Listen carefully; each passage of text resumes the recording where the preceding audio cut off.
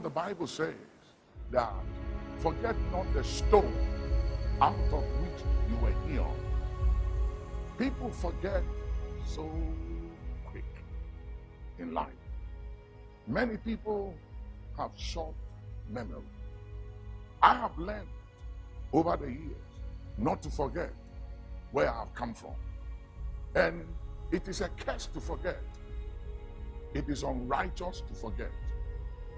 The Bible says God is not unrighteous to forget your labor of love.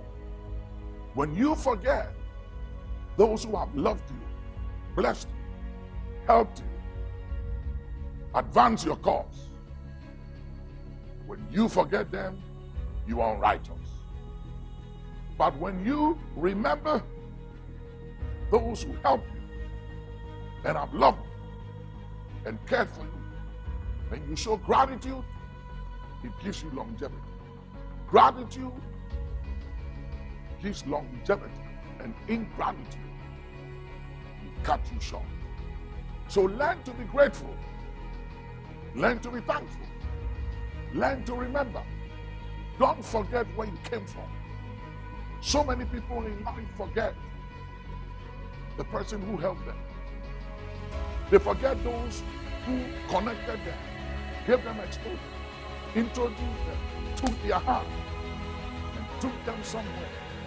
As soon as they arrive at the point in life, they think they've made it. In life, you can never hit the height of life till you get out of it. There's always room for improvement. So don't be satisfied with where you are, and don't show ingratitude because you think you don't meet the man or the woman, the boy or the girl who helped you when you needed that help. Show gratitude. Remember people. Help people. Learn to say thank you. Have an attitude of gratitude and thanksgiving. It will take you far. Some people think they have arrived, but when they get to heaven, they realize that they were just operating at 20 or 30% of their capacity and didn't use 70% or 80% of their capacity. And you know why? Because they got stuck at the place of 70, at the place of 60, 50, or 30% of their capacity. Why? Because whenever you think you don't need anybody, you've arrived, you've made it, you are successful, you stop growing, and you begin to diminish, you begin to die. If you want to live, don't want to diminish, and don't want to die, keep showing gratitude. And remember where you came from. Remember others. Every now and then, God will say to David, remember, David, that you are a shepherd boy. And I took you from the sheepfold, and I made you king over Israel. And I gave you your master's throne and your master's wives. God always reminded David. In Deuteronomy 8:18, God said, remember the Lord thy God. Why? Because success, wealth, power, money can make you forget. But God said, remember. Remember that success and power and influence has an expiry date. And for every action, there are consequences. So you might be powerful right now.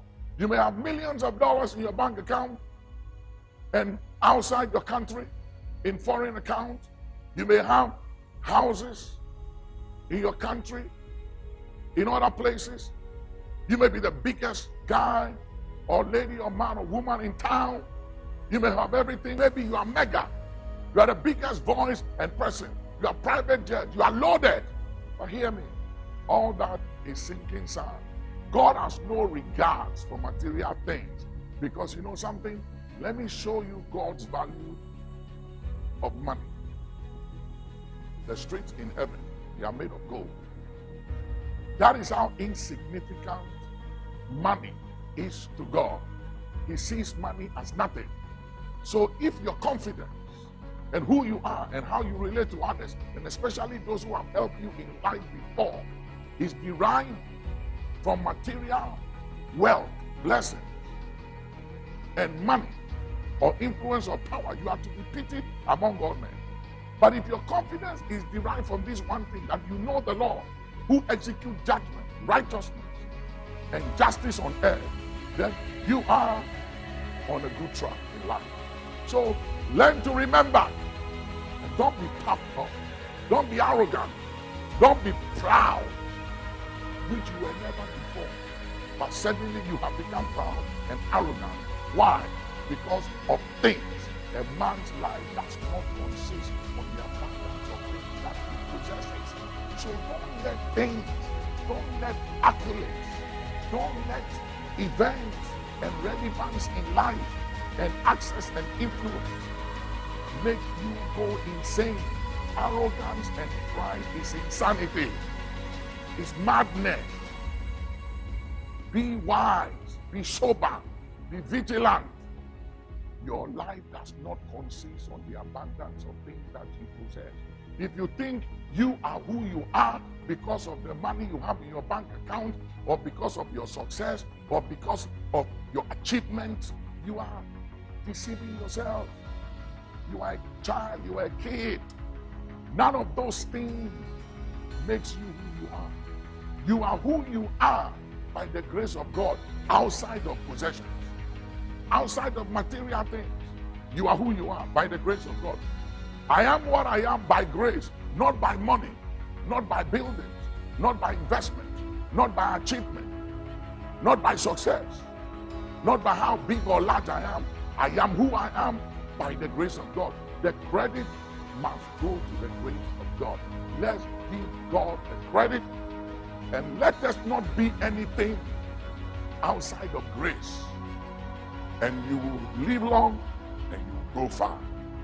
Remember, gratitude gives longevity. Ingratitude will cut you short. Show gratitude and live long.